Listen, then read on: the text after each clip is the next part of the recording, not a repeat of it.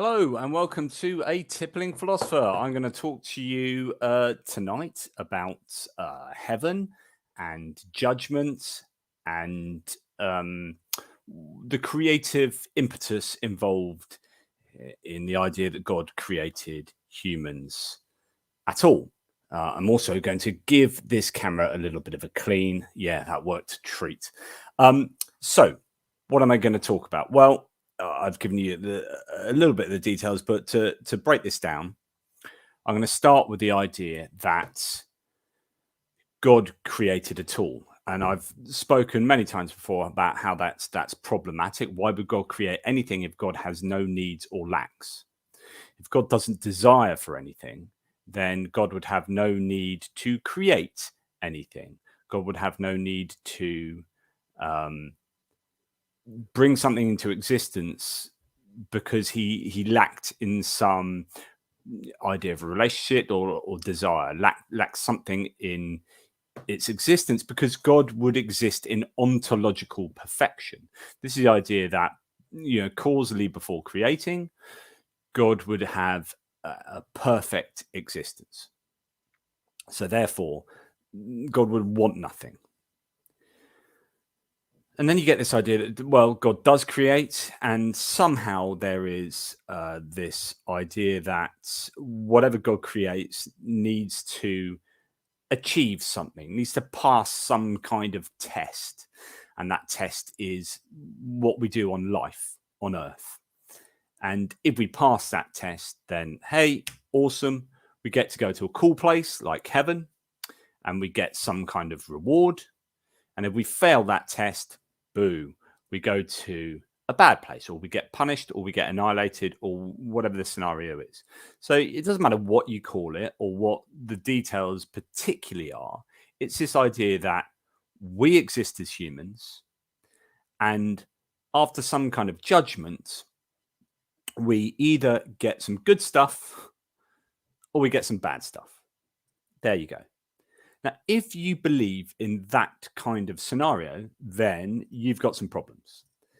As in, I mean, you may have some problems, but these present some logical issues. Now, these are particularly bad, these logical issues, if you believe in what I call Omni-God. It's a God I'm always speaking about because I think it's so problematic. What is Omni-God? Well, sometimes you hear it called the triadic God, which is three aspects of omniscience, omnipotence, and omnibenevolence. Omniscience is full divine knowledge. Omnipotence is full power, and omnibenevolence is all loving. Okay. Within the omniscience, the big problem is, and I might do a whole video on this alone because it's such a problem, is the idea of divine foreknowledge. Divine foreknowledge is the idea that God would have total knowledge of all counterfactuals. In fact, total knowledge of everything. But in this case, counterfactuals. What are counterfactuals? They are if-then statements, if-then bits of knowledge. Hey, Satan, good to have you with us. So counterfactuals are really important here because actually God would have knowledge of all things that exist and the future of all those existences, but all potential existences. What this means is that if God had all the possible worlds that God could create, infinite amount of worlds, God would know everything that happened in all of those worlds, irrespective as to whether those worlds were created or not. And this is super, super important. So God, let's assume, for the sake of argument, the world we live in is W1. Let's call it world 1. This is W1, right? And let's assume at the moment it's the only world that God has created. So this world is the only world that God has created. And God knows all future events, irrespective of whether we have free will or not. Somehow, and this is what most Christians believe, that we have free will, but God still knows our future decisions and the consequences of those decisions, even though they're supposedly free. Or you can be a Calvinist and we're not free, but God still knows future decisions and future consequences. So in W1, world 1, God knows everything that will come to happen. And there you go. But in world 2, world 3, world 4, world 5, etc., ad infinitum, even if God doesn't create those worlds, God would know what would happen if he created them. And that's crazily important for this whole point, that it doesn't necessitate creating things for God to have knowledge of them. These are hypothetical knowledges. This is a hypothetical knowledge. This is a counterfactual. If I created this world, I would know exactly what would happen in it. So that's our scenario. God has full sovereign power over everything and knows everything that will come to pass and that could come to pass if God created in such a way. Okay, and I've said at the beginning, for any of those who are just joining in, that we have God creating, in this case, this particular world and all the entities in this world, and us being judged, these entities, the important entities being the humans, in the kind of theistic Christian case. These humans have their existence and are judged in some way at the end of their existence, and they get the reward of heaven or some kind of reward and some kind of hell. Let's assume this reward is some kind of afterlife that is, let's say, eternal, because that's generally what a lot of Christians believe. Most Christians will believe. So we'll take up this view that most Christians believe that we get judged at the end of our lives and we get to go to heaven if we do really well. Even though we're not really clear what the criteria for judgment is. Is it faith? Is it deeds? Is it both? How much faith? Faith in what? What deeds? How do we know? Okay, loads of problems, but existence, judgment, heaven or hell, or heaven or not heaven. Right. So there we are. Now, my issue with this is this whole testing scenario is really, really problematic. So if God is going to create us all, and let's whittle it down to 100 people. Let's say there are 100 people that are created, because that's a nice round number. And let's assume, and I said this in another video the other day with Gnostic informant Neil Sendlak, if there are 100 people and you've got 80 of them don't pass the test and they get annihilated or go to hell, and 20 of them do pass the test, that means out of 100 people, 20 go to heaven. Okay, let's assume that's the numbers. It doesn't really matter what the exact proportions are in reality, but let's assume something like that takes place. Now, the issue is when you have any kind of testing that happens, and as a former teacher, I can let you know this, you would test people, pupils, humans, whatever. You would test them in order to inform your own knowledge, because as someone who is testing, you would like to know something about these subjects, these entities that you don't already know. In an educational point of view, scenario is going to be, I want to know whether they know the requisite amount of knowledge. And so I'm going to test them, and that tells me which of these 100 pupils have the right amount of knowledge. In terms of God judging us, testing us, because God would know, and this goes back to what I was saying before, that's what I was trying to lay out the groundwork. If God knows all the counterfactuals, which is if this happens, then this happens, I know all the futures here, I know all the possible futures in all these worlds, then God doesn't have a lack of knowledge in terms of testing. So God, if life is about doing stuff and being tested for it, and God judging us on how well we do, then this isn't for God, because God would know exactly already, without creating us, how we would do, hypothetically. And even in reality now, God knows exactly who's going to go to heaven and who isn't. So the testing of us cannot be for God's benefit if God has full divine foreknowledge. The testing can only be for some kind of human benefit.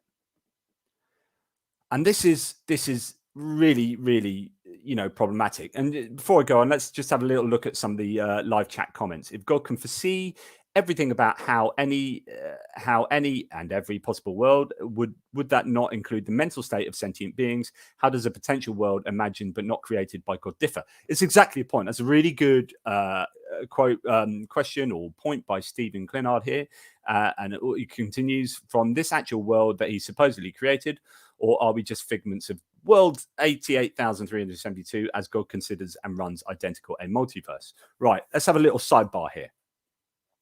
I think we can't be just figments because of cogito ergo sum. So Rene Descartes would say, I think, therefore I am. But because we can doubt our existence, we can think, well, we could be a figment. We must have some ontological reality. There must be something that exists that is me.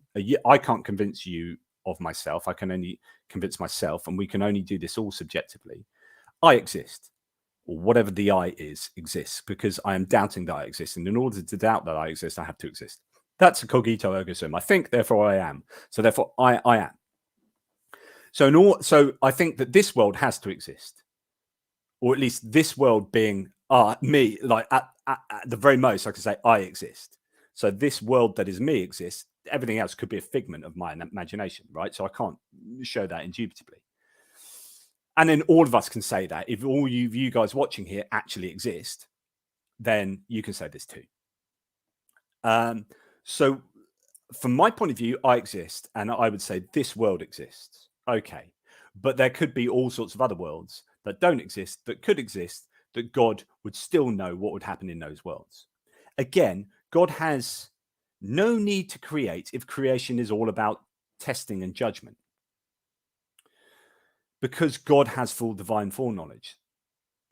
What this means is that why would you bother? Why would I take 100 students and test them all if I knew 100%, I knew indubitably everything about that test? I knew everything about those students, and I knew who would pass the test and who would fail it. Why would I bother testing them? Right? Unless the testing was something for them. And this is the caveat of the argument, is that, well, the get out of jail free card for the theist here, for the Christian, is, well, actually the testing, there's something about the testing that is about us. Let's just park that for a bit. So let's go back to the God doesn't need to test. What this means is that, why doesn't God just create those 20 people that he knew would freely come to love and pass the test and whatever the criteria is? Why not just create those 20 people and not the other 80 that end up failing the test and getting condemned either to annihilation or hell? Because it looks like, if God already knows the answer, God is creating 80 people in order to punish them. And it's not just about the eventual punishment, but it's the suffering of all 100 people on earth. If God already knows the test, so for example, if I had to test 100 pupils now, right, and I already knew 100% what the outcome of that test would be, right? And yet, in taking that test, I knew indubitably that, I don't know, let's think about this, that in the classroom where these 100 kids, 100 pupils are, that there would be an electrical short circuit and most people get electrocuted and have loads of pain, and actually some of my pupils would die, right? Now, if I knew that, but made them do the test anyway, but I already knew the answers to the test, so didn't need to test them, that makes my making them take the test morally abhorrent. Because I'm going to make you do that test, even though it's pointless for me because I already have that knowledge. I'm going to make you do that test. And by the way, in doing that test, you are going to suffer. Let's bring that back to this world here. If God's creating this world where 80% of people go to hell and 20% of people go to heaven, and all 100% of people, all people suffer in some way, then that makes creation look pretty problematic unless there's something else going on, unless there's some other reason. If it's just about, existing, getting judged, and then existing in heaven eternally, then I'm not sure that whole testy bit is either necessary or even morally decent. So my proposition, well, to talk to you about a debate that William Lane Craig had with Ray Bradley back a decade or so ago. they talked about this scenario and they debated this, and it's a really good debate to watch. If you want to waste an hour and a half or so, go and watch this debate on YouTube, because actually Craig is one of the very few debates that Craig, I think, loses. So it's well worth watching. Before I go into that, let's have a little look at some of these comments. God failed his own test when he faced with chariots of iron. That was God's test to empower genocide, and he failed. Yeah, iron chariots is a good one. Would a God with omniscience across possible worlds be essentially identical to a multiverse? I'm not 100% sure of that question. Satan says an interesting thing. I did almost mention this earlier, which is I think open theism tries to deal with this. Do you know anything about this? So absolutely. So I laid out the fact that God knows future. God knows all future events, even freely willed decisions. Now, theologians and apologists recognize that this is a real problem. It's either a problem in the fact that it invalidates free will because God knows all events, so they can't really be free if God knows indubitably that you are going to do one thing. Other people try and get around this with other ideas about Molinism and middle knowledge and all this, which I think fail as well, but I don't want to get into that now. But so what some apologists do is say, okay, God doesn't know the outcome of freely willed decisions. God is sovereign and God is amazing, but he doesn't know 100% what we're going to do based on the fact that he can't predict accurately free decisions. I think this is really problematic because A, clearly God is not omniscient, and B, even humans are pretty good at predicting stuff. Facebook can predict you better than your own better than your own partner after 300 likes. So you know, and with social science and psychology, we are becoming far more predictable because our abilities to predict as humanity are increasing, hugely. What I'm trying to say is that if God can't predict freely willed decisions as the creator of the universe, and we're really good at predicting at the moment and getting better and better and better, almost exponentially, then I think this makes God look really, really, really, really poor, a bit rubbish. So I think open theism is, I understand why they do it, because if I was a Christian, this would be my biggest sticking point, because I deny libertarian free will. But if you're going to accept it, how can you have God knowing what you're going to choose indubitably? And so open theism comes out of that. So I understand why it comes out, but I think it's not evidence in the Bible, although in parts God doesn't quite know. He's like looking for Adam and Eve in the Garden of Eden, all this kind of stuff, but then that's mythological, yada yada yada. But I think it's not really evidence in the Bible, and it's theologically quite problematic if you're taking God as being a perfect being, ontologically perfect, because I think if you don't know freely willed decisions, I don't think you can be ontologically perfect. So that's a really good question, and that, to talk about open theism takes a whole other video in itself. So back to the problem of, the argument that Ray Bradley was having with William Lane Craig. So this argument was, and I think Ray Bradley had him on the ropes and then let him go because he kind of stopped the argument when he could have taken the argument further on. So what he said to William Lane Craig is that basically you've got 100 people, let's say 80 of them go to hell and 20 of them go to heaven. So Ray Bradley said, just create, though, if you know the 80 in this world, W1, so this world here has only 100 people in, imagine, 80 of them go to hell. You know indubitably they will go to hell, but you know indubitably that those 20 will go to heaven, that will pass the test. So why don't you just create those 20? Ray Bradley said, in this world. And what Craig then said as his counter argument was, but what if in creating those 20 in this world and not creating those other 80, you've got a different dynamic? And in this world, we'll call it world 2. It's the same as world 1, but it only has the 20 people instead of the 100 people, because the 80 people you knew would go to hell. So let's not create them because that makes God look evil. So let's take those 20 and create them in this identical world. Oh, the dynamics are now changed and you've got only these 20, and perhaps in this world, necessarily, some of these don't believe in God or don't freely come to love God because the dynamics are shifted. So now you've only got like 5 out of those that believe in God. Okay, take those 5 and put them in, and now you're changing the dynamics. And maybe those. So Craig keeps doing this, and he says perhaps it's unfeasible for God, And he uses the word unfeasible, which I think is problematic. Does it mean it's logically impossible? Does it mean he can't do it? What about his omnipotence? What about his omniscience? But he says it's unfeasible for God to create a world in which, all these people freely come to love God. And I think that's thoroughly problematic. So you're saying it's logically impossible for God to create a world where all people freely come to love him.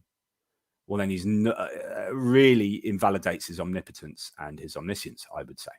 So I think it's hugely problematic. But what the problem that Ray Bradley had was that he was just concentrating on God creating these 20 people, or this subset of people who would freely come to love God in a world. And so God would say, okay, if I had world 1 and 100 people, 20 would freely come to love me. If I took those 20 and put them in world 2, only 5 of them would come to love me. So blah, blah, blah. And what Ray Bradley should have done, I mean, Craig, still, there's a bit of a silence, and Craig really had a problem with the argument as a whole. But what Bradley should have really gone in for the kill by saying, take those 20 in world 1.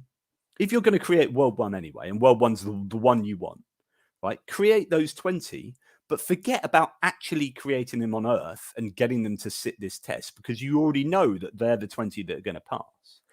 And if their reward is going to be heaven, take those 20 and just create them in heaven. Why bother going through the whole testing period if you know the end result anyway? Just create what would happen with that knowledge of the end result. In the same way as if we rewind back to when I was talking about creating a class and a test, and I create a class full of, I get 100 pupils in to do this test, and I already know the answer to this test, so the test is kind of irrelevant. And I get them to sit the test, and they all get electrocuted in doing the test, and I know they're going to get electrocuted, but I make them sit the test anyway. Then that's horrible. So just take the results of the test I already knew, or the results I already knew without having to test them, and do whatever is going to do with those results. Give them a merit, or pat on the back, or a certificate to say, well done, you passed. Right? If I already know that, so well done, this is what you know. I know you know that because I'm God. Or I'm an amazing teacher. I know you know that. Well done. We've done continued assessment, and I know that this is what you know. Here's your certificate. With God, I know who's going to pass this test in world 1. I'm going to take those 20 people and I'm going to create them in heaven. Because when you are creating on Earth anyway, you are inviting things like needing energy to survive. And as soon as you need to consume energy, you're starting to get things like pollution, you're starting to get carnivorousness, or even eating plants, but you're requiring consumption of other things in order to bodily survive, which I think creates a huge amount of problems. It is problematic as far as creation is concerned for an omnibenevolent deity. I've said this before, the argument against carnivorousness.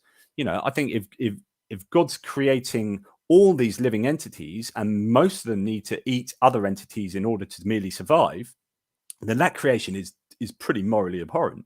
If God has the conceptual ability to allow us all to photosynthesize, why not that? Just get our power from the sun. We know that certain wasps at the moment have an ability to photosynthesize as plants do. And the idea is, people say, oh, but, you just can't get that naturally. You couldn't get a living organism to get enough energy. God can do perpetual miracles. God can fudge the numbers. God can do whatever. If God can't do that, then that's nonsense. I remember Dinesh D'Souza arguing about plate tectonics, and you're saying, well, it's just the way you've got to create the world. You wouldn't get life without plate tectonics. So therefore, tsunamis and earthquakes and people dying is just how it has to be. It's like, are you constraining God's creative abilities to only being able to create life with plate tectonics? Dinesh D'Souza. Well, there you go. So that's broadly my point, is the argument that Bradley had against William Lane Craig should have gone further, and it seems pretty clear to me that the suffering on Earth is a creative lack of necessity. You don't need to. It really does look unnecessary, unless there is something else about about life and our journey here that is necessary, that we have to experience it in order for something to happen, for there to be some goodness. It all looks rather morally consequentialist. It all looks like we're all being used instrumentally, or, you know, I think that's what all problem of evil arguments are. I think a form of moral consequentialism, that's what the theodicies are, etc., etc., etc. But I don't want to go off on the tangent here. I mean, it looks like, if you're going to say that there is something about this existence on earth that is necessary for God to have, or is really, really important, at least, that he has to create us in order that we suffer and then rewards us. You're saying that the suffering, and that includes like genocide, death, malaria, all torture, all the things that are all the whole conglomeration of suffering up until this moment in time. If that's the theist has to argue that is better that happens, and we reward this subset of people with heaven, than just creating this subset of people in heaven alone. And I don't think that argument works. I can't find a good way in which I can make that argument work. I think the whole creation argument and heaven and hell and judgment and divine foreknowledge is broken. I think none of those things work together. And I really do feel that theists have a lot to answer for.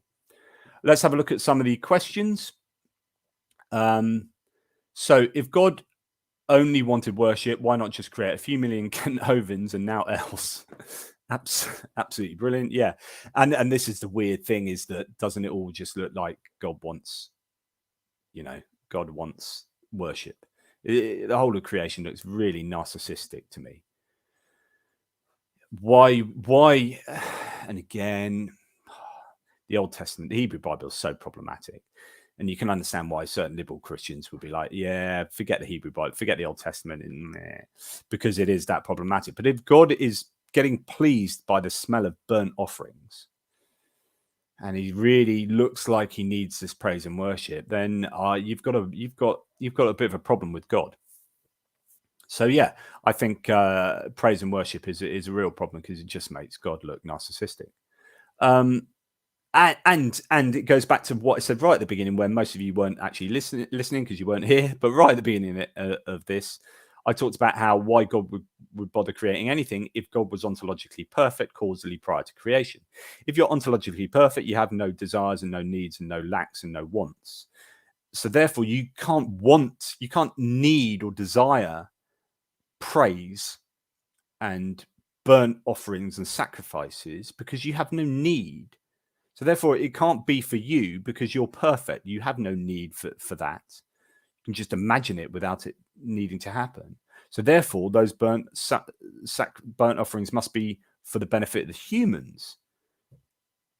Was certainly not for the benefit of the ram or the goat or the whatever. So yeah. Oh my goodness. Anyway, any direction you take any of this stuff in, I think comes to problem after problem after problem. Mark Adams says, God already knew what was going to happen and knew I was going to fail. Now I'm burning in hell forever. Lol. or not, if you are actually burning in hell. Yes. No, I don't know whether this is an argument against heaven and hell or against bodily corporeal existence. It's one or the other. But you can't have both. You can't have eternal reward and punishment for life on earth if God already knows all the answers. It's just, God is creating things in order to suffer.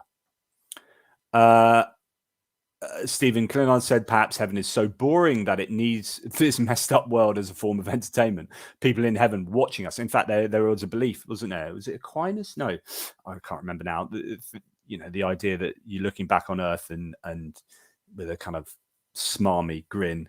There is a really good argument to say that eternal existence would have philosophical boredom and is thoroughly problematic.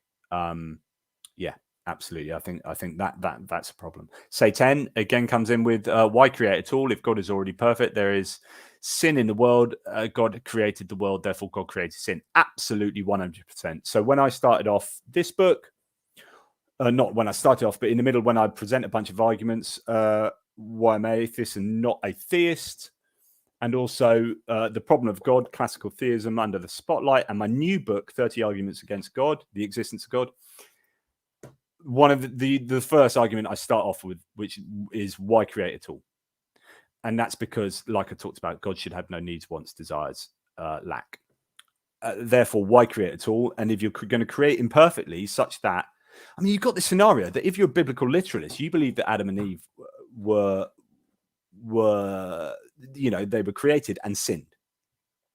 But God, with divine foreknowledge, knew that they were going to do that and designed them and created them in order that they did that, or maybe not in order that. But if you don't know that but He does know they're going to do that and creates them anyway. So there is some within that creation is the knowledge of what they're going to do, and therefore there must be some intention for them to do that. Otherwise, you would have it some other way. So it's either providing a benefit in itself, their sin, and they're eating of the apple, or there's something's going on there. But the whole creative process is really problematic because you've got a perfect entity creating imperfectly and knowingly doing so, and then punishing those entities for doing wrong, even though you knew they were going to do wrong and created them anyway, such that they did wrong. I mean, it's doesn't make sense. None of it makes sense. Again, I mean, this is stuff I talk about all the time, but I love talking about this stuff. So Shahid Iqbal says, God knows the future, but He doesn't force you to do things. He gave you free will. Okay. I mean, my very first book, which needs rewriting because I'm a better writer now, but my very first book is Free Will, an investigation into whether we have free will or whether I was always going to write this book. We don't have free will. We don't have libertarian free will because libertarian free will does not make sense. So the ability to choose the real ability to rationally and consciously choose otherwise in a given situation is impossible. Most philosophers believe it's impossible. In fact, the only philosophers, according to Phil Paper's survey and the metadata analysis of that, the only people that believe in libertarian free will are theistic philosophers. No one else does because it doesn't make sense. And no one's given, like literally no one has given a robust and coherent account of how libertarian free will works. So thank you, Shahid Iqbal, for saying that, but you've got absolutely no basis to say that. There is no account of how free will works. But even if I grant that to you, right, divine foreknowledge advocates, which are most theists, will say that God still knows the what you would choose. So you have this problem whereby if God knows I'm going to pick up this book at 9:15 on a Tuesday morning, indubitably, then when it comes to 9:15, I cannot not do that. I have no ability, I have no real and conscious ability to do otherwise than that which I do at every single moment in time. But it gets even worse than that, because God also knows all future events of His own existence. And Shahid, you need to answer this because this is super, super important. If you believe in free will, and I presume you believe God has free will, if God is omniscient, omnibenevolent, and omnipotent, God has those parts of His nature against which He cannot act. So He cannot act in a way that is not omnibenevolent or loving. Otherwise, he's not omnibenevolent. He cannot act in a way that invalidates his omniscience. Now, if He's made a prediction or knows about His future existence, then that knowledge cannot be wrong. So when it gets to that point in time, so for example, if God knows in a week's time that God is going to do X and not anything else, Y, Z, whatever, not X. So God knows in a week's time He's going to do X, and He knows that now. When it comes to that week's time, God literally cannot do otherwise. God has no free will to act other than what God predicts. So God cannot have free will. Humans cannot have free will when you have divine foreknowledge involved. As I've said, there are some theistic answers with regards to humans, not with that God problem. I don't think there's any people. I've not read anything that answers that issue with God's own foreknowledge of His own actions. But with regards to human actions, people like people who adhere to Molinism,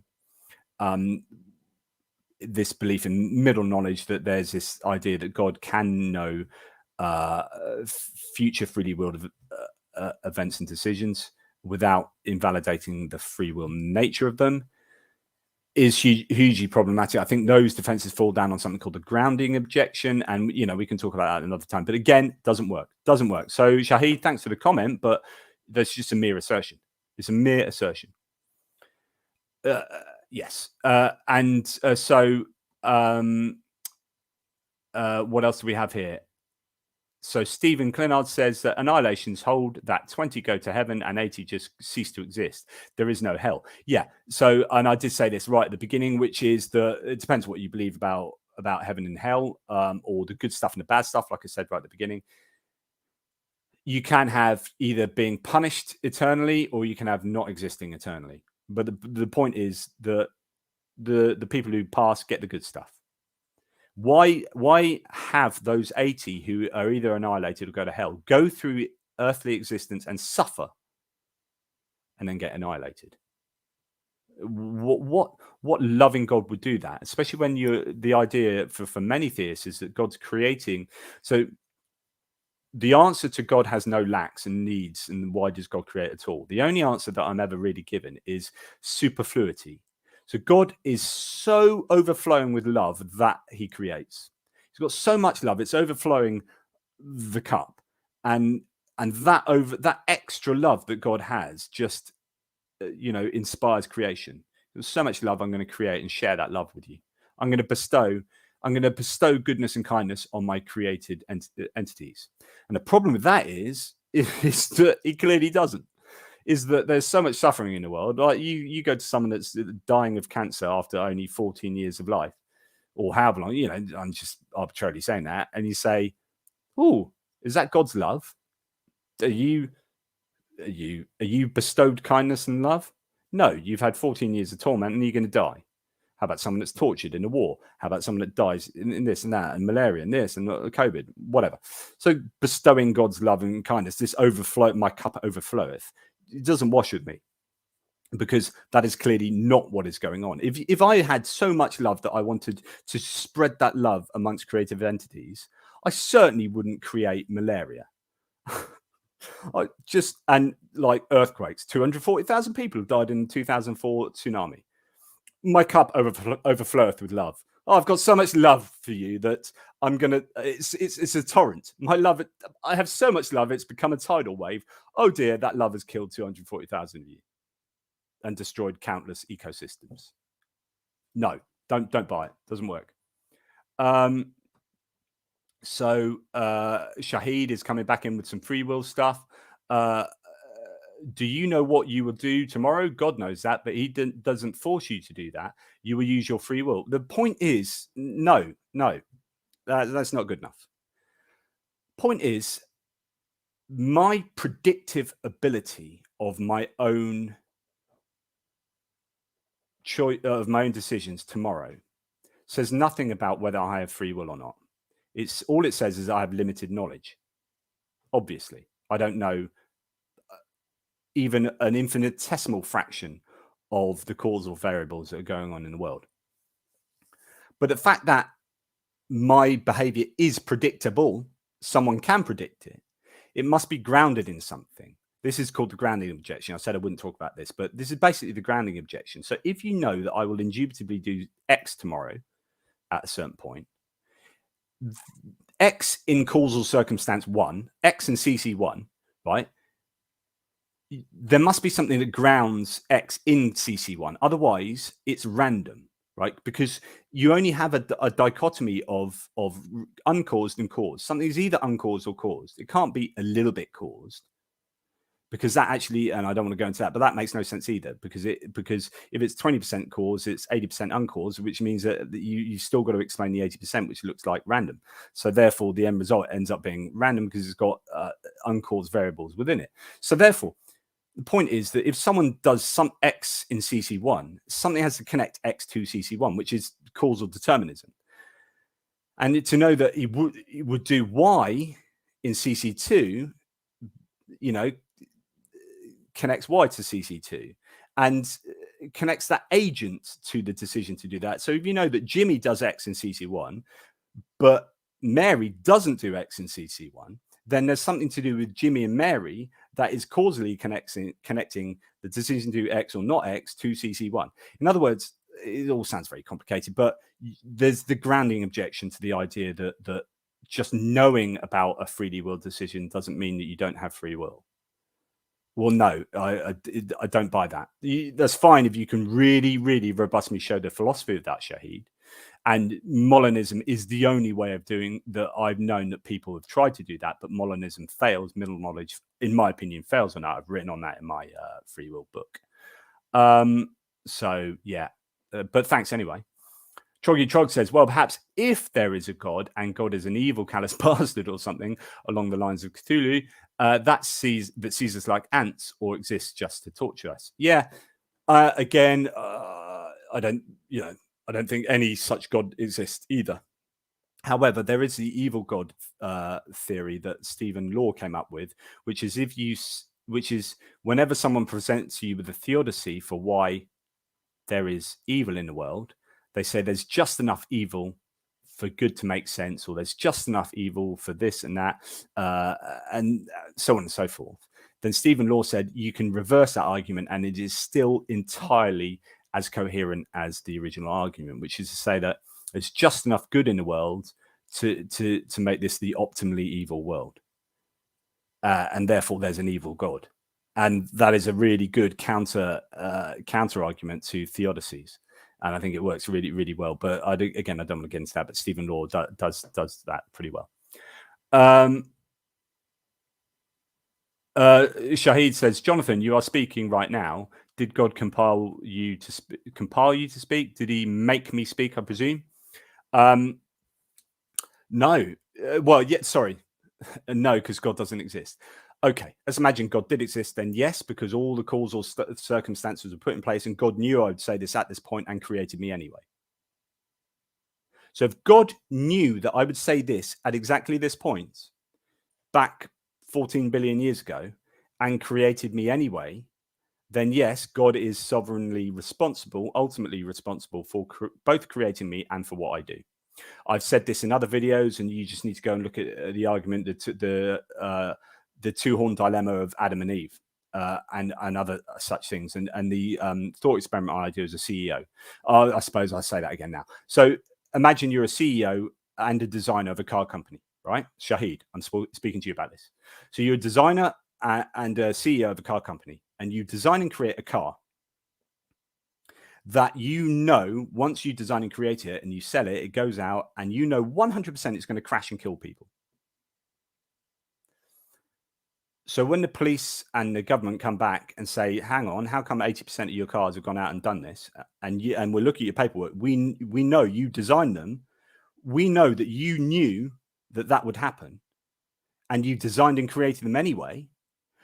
That CEO and designer, you'd be in prison. Likewise, if you're a scientist in a lab and you create sentient beings, and 100% that these sentient beings are going to go out through their own free will, if you like, they're going to go out and cause mayhem in a local town. But you go like, no, I know what they're going to do. I know 100% what they do. In fact, I'm creating them in such a way that they do that. Like I am. These guys don't exist. These sentient beings don't exist. So they have no creative responsibility for themselves. They can't create themselves here. I am creating them as God, as a scientist. I am creating these sentient beings, test tube. I'm designing them. I know exactly what they'll do. I know indubitably what they'll do. I create them. They go out and cause destruction in the town. Police come to me and say, did you create those things? Yes. Did you know what they were going to do? Yes. Did you design them in such a way that they were going to do that? Yes. And you decided to create them knowing that they were going to do that? Yes. Therefore, you are responsible for what they did. Ultimately, you might say that proximally, they might be responsible for what they did in a very proximal sense. But if you understand causality, then what caused that? What caused that? Where's the ultimate responsibility lie? Yeah, with the CEO. Sorry, with the scientist in this case. CEO in the other case, or in theist world with God. God is ultimately responsible. You can't get out of it. So what happens is, in order to get out this, theists have to get God off the hook. I said this in another video way back, but I'll repeat myself as I always do. Theists realize that God is ultimately responsible, and they try to get God off the hook by blaming humans. And they say that, oh no, terrible things have happened. It can't be God's fault. God literally, like, we cannot make God responsible for anything because God's perfect. This is a real problem. So how can we do, what can we do here? It's humans' fault. How can we make it humans' fault?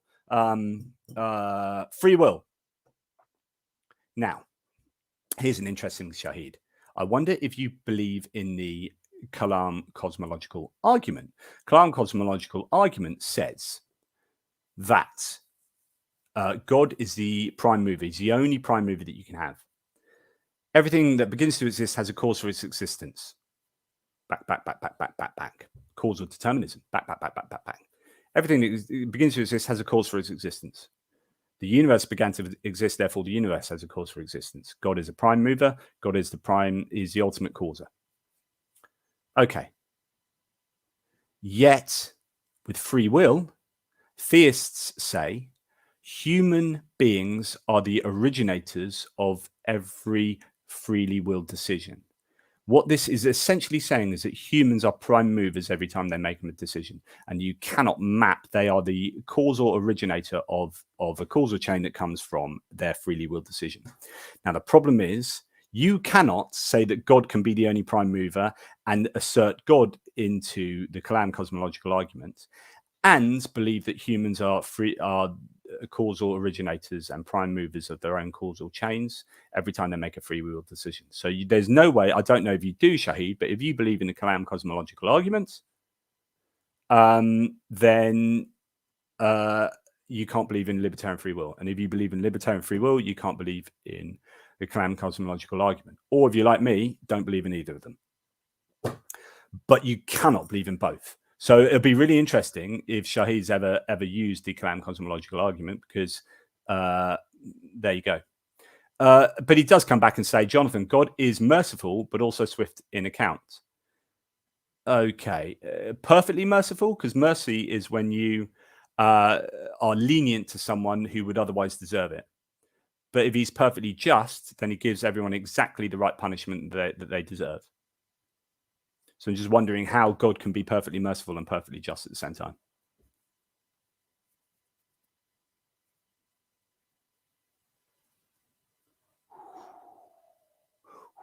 Tumbleweed. That was a tumbleweed impression. So yeah, I don't think that works. But there you go. There, I'm pretty much getting to the end of what I was going to say, because I was only coming on for half an hour to say hello to you guys and thank you for supporting and all that. Yes. So, are there any questions that you would like to ask in the last 5 minutes? Particularly, I mean, super chats would be lovely, because that's what keeps me going. But if you have any questions anyway, let me know. Otherwise, I will head out. But I thank you for your I live in Wyoming. Your tumbleweed impression was spot on. Oh, I thank you. If nothing else, I have provided you with a fairly accurate impression of tumbleweed. Yes. So these are the sorts of things I love to think about, and it's why I have written so many books. And by the way, if you're interested in the Kalam cosmological argument, I've written a book on that. In fact, Richard Carey, I think, said it was one of the 2 go-to books on the Kalam. So it's called "Did God Create the Universe from Nothing?" Countering William Lane Craig's Kalam cosmological argument. And I say William Lane Craig's because it's his formulation and stuff that he said about it that I particularly concentrate on. But that is, I really like this book. If you like your philosophy, it's not hardcore philosophy. So, it's written in a way that most intelligent laymen should be able to, and women should be able to understand. So did God create the universe from nothing? But also, as I mentioned, my other books about classical theism, which is this Omni-God. Again, written a few books here, and I have a forthcoming book, 30 Arguments Against the Existence of God. Yes, so that I do I'm quite obsessive about these arguments because they just don't make sense. The omni characteristics are so problematic that when you start thinking about them in different contexts, you quickly realize that they don't work. And when people say, "Oh, thank you for that," and no, that is really kind. So when people say, "I'll be arguing about miracles on Unbelievable with Jonathan McClatchy on Monday," I don't know when it will go out live, but it's this Premier Christian Radio have with Justin Brierley, the Unbelievable radio show, and video podcast, and I'll be arguing miracles against Jonathan McClatchy. But the argument, part of the argument is that, do you know what, miracles are more probable if you have a background knowledge that you believe in God anyway. In other words, natural theology. So if you have a background knowledge that takes in natural theology, then it's more likely that you're going to get miracles down the line. And I remember having William Lane Craig do a podcast against me once about some claims I made to do with biblical circular hermeneutics. And he was saying, well, of course, if you look into natural theology, as if I've never looked into natural theology, and I've written a book against him on the Kalam cosmological argument. And I've got most of my books are about natural theology in some way or another. These are so when you look at these arguments as to how an omni-God cannot exist, then that should be feeding into your background knowledge that then feeds into, well, are miracles probable? No, they're not, because do you know what? An omni-God is not probable. In fact, is logically incoherent and I would say, is impossible to exist. So don't come at me at saying the probability of miracles is increased if you take into account natural theology, because I would say the probability of miracles is decreased if you take into account natural theology. I think what really happens here is people end up believing stuff because because of psychology. So they end up, converting either as a child by osmosis with parents around them or whatever. And then after they've done that, they add all these arguments in afterwards. No one looks at all of natural theology and then says, oh, I've studied all of natural theology, and therefore this is going to increase the probability of miracles being true. So then when I evaluate the resurrection miracles or whatever miracle, it's some faith healing miracle, it's going to be far more like I'm rational in believing it because I'd already evaluated the entire corpus of natural theology. No, absolute dog poo. You haven't done that. So when you've evaluated these miracle claims, you hadn't done that already. In fact, you probably evaluated them as a kid and then said, yeah, I believe in the resurrection because all my elders do and all my family do and my community does. And then, do you know what? 20 years later, I'm going to start looking at natural theology and seeing how I can post hoc rationalize this belief. So no, when you evaluated the probability originally, you did not have a background knowledge that made that more probable. Yeah. Anyway, that's me going off on one. I'm starting to rant, but I'd like to say thank you, Vaguely Agnostic. It was really, really, really kind of you. And thank you massively to Stephen Clenard for the super sticker. Really, really kind of you as well. Really generous. And you guys say such good things in the chats as well. So thank you for that. Just a few comments. Alan Owen has said something that was aligned to what I was saying earlier, which is if I use chemicals to kill ants and the chemicals give me cancer, then God's controls the ants. I'm not quite sure how that works. But I'm sure there's something going on there. It did make sense when I first read it, and then I was like, oh, I'm not sure I do understand that. Thank you, Stephen. That's really, really kind. It's far too generous. So I think this is a little bit an aside on miracle, give you a taster of what we'll be talking about in the debate that comes up. But it's about extraordinary claims require extraordinary evidence, right? And some people take aim at this claim and say, oh, I have a problem with your use of the word extraordinary, and they think that this is about what's rational and irrational. And I have to be honest here, it's not about what's rational and irrational. It's not like rational believe that extraordinary claims require extraordinary evidence. And if if you believe in a miracle, it's because you're using that wrong and you're being irrational. No, this is about psychology and about belief, and it's about your background knowledge. Everyone uses extraordinary claims require extraordinary evidence. The question is, what is ordinary for a claim for you and what is ordinary for me are different things. And what is good evidence for you and what is good evidence for me are different things. So if someone else is saying, so if I say the resurrection of Jesus is an extraordinary claim, what I'm saying is, given my worldview, it is out of the ordinary that claim is true, that claim would happen. So therefore, in order for something that's out of the ordinary for me to be believed in, for me, this is subjective, I would need extraordinarily good evidence. I would need evidence that is out of the ordinary. Okay. Now, for you as a theist, you might think naturalistic abiogenesis is out of the ordinary. What that means is the natural development of life on Earth or in the universe without God, a naturalistic account of life. Now, for you, that might be an out of ordinary claim. And therefore, you would need even more evidence than I would need to believe in naturalistic abiogenesis.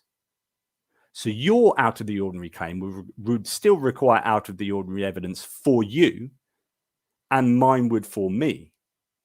And so actually what the maxim does is really express how we all operate, every one of us operate, and it then prompts a question of how do you get your background knowledge? And how are you being really honest with the way that you assess your evidence?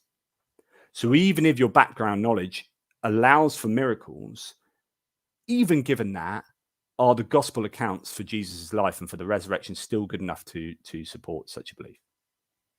And that's what I'll be discussing. At least that's a direction I would take that into. Thank you for this as well. Scott Daniel says the further a claim wanders with an A, as in moves from what we know and observe to be true, the more extraordinary it is. Spot on, Scott Daniel. Thank you very much. Thank you for the super chat, but for that great expression there of what I'm talking about, which is, and that's why some people get really obsessed by the word extraordinary. But I think if you talk it into, if you change that into out of the ordinary, I think it actually expresses itself a little bit better. And I think Scott gets into that, which is the further it moves from the ordinary, the claim, the more your evidence will need to move from the ordinary as well. So it should be sufficient or commensurate. So the evidence should be commensurate with the claim. I have a table. You should believe that on my verbal testimony alone, because A, it fits in with the natural laws, and B, it's really highly probable. I have a table. My verbal testimony alone should be good enough. I flew to the moon on the back of a unicorn last night. Doesn't fit in with what we know about the natural world, about anything. So it's a really, really out of the ordinary claim. In order for you to believe that, I should suggest, no matter what your worldview really is, because I don't think anyone believes in unicorns flying to the moon, you should demand a shed load of evidence to support that claim. So I think that is self-evidently true. I think it's pretty obviously the case that holds. So I think when it comes down to it, arguing about extraordinary claims require extraordinary evidence, we should really be arguing about the quality of the evidence. Is it good enough to justify any claim, irrespective of your worldview, actually? So I think that even if you believe in miracles, like I've said, you are not justified in believing that the Gospels are good enough evidence for those claims, because I think that irrespective of your worldview, the Gospels are poor quality evidence. So there you go. And quite often what happens is a God of gaps. If something cannot be explained, we haven't really solved that by saying therefore God or therefore magic. You see this with miracles. You see someone who's been prayed for at a faith healing church. They're a quadriplegic, and if you saw my argument, my debate with Caleb Jackson on Myth Vision recently, and Eric Manning with Derek Lambert as my fellow skeptic, we talked about this. The idea that they prayed for someone to to be able to walk, and that person was able to walk. And you're saying what you're doing is assuming causality going on there. And this is a correlation fallacy potentially, which is to say A happened and B happened. Therefore, A caused B. But actually, that's not what happened. There's another causality going on here, which, or arguably could have been going on here, which caused him to walk. And you are falsely applying that to God. Therefore, God. We don't know why he walked, why he was suddenly able to walk. We do know that people who have damaged spinal cords can go into remission. They can repair themselves. If it's not severed, it can repair. So this can happen. We don't know exactly what happened there, but to say that God definitely did it is a God of the gaps argument. Absolutely, 100%. So thanks for that, James. Spot on. Finally, unicorns can get around though. Elon Musk will be mass producing for his Mars mission. I hear. Yep, nothing surprises me with that man. Yes. So yeah, there we are. That's what I'm going to be doing on Monday. Keep your eyes peeled for that. I hope it goes okay. What happens with these debates usually is you get an hour to try and cram in enough argument for 5 hours of argument, and especially when both of you have to share airtime and a moderator. So actually, what you end up having is probably around a third of the time, or 2/5 of the time, to try of an hour to try and express something that takes like hours to express. So it's going to be really, really problematic, I think, to make sure that that both of us can put our cases across adequately in the time that we're given. There you go. Anyway, thanks, guys. It's been really, really nice to have you on board for this. Thank you so much for the super chats, all of you. Scott Daniel, legend. Stephen G. Clinard, legend. Stephen G. Clinard, legend. That means he's a double legend. I'd actually say almost a triple legend. Vaguely agnostic, legend. You are all brilliant. So thank you. And for everyone in the chats as well. Really, really appreciated. I will sign off for now. Thanks for all your support. Please like, subscribe, and share, and do all those things. And thanks for everything. And Chindi, Chindi Chimbaloo. Good luck in the debate. Thank you. That's really kind. I definitely. Well, no. Do you know what? I was going to say I definitely need luck. Hopefully, I don't need luck. Hopefully, I just need to be able to express myself. Sometimes with my progressive multiple sclerosis, I worry that I can't find the words, or I forget my train of thought. I've kept it fairly well in this hour that I've been speaking, so I'm quite happy with that. So on my good days, I'm pretty cogent. I just, I've got so many notes that there's a challenge that I might have too many notes and too much going on, and need to keep it simple and effective. But thank you. It's really, really kind of you. Do you know what? It's always a pleasure. James, it is always a pleasure. I love doing this, and it's a pleasure having you guys around. Thank you so much. Toodle pips. I'm going to end the broadcast, but thank you for everything that you do. Take care, and I will be around. I might not do a video tomorrow because of my preparation for Monday, and I might not do one on Monday, or if I do, it'll be later on Monday. But then I'll be. This is taking up a lot of my mental capacity at the moment, Monday's debate. So after that, I'm going to be YouTubing back to how I normally am. So thanks. Take care. It's an elongated goodbye. See you soon.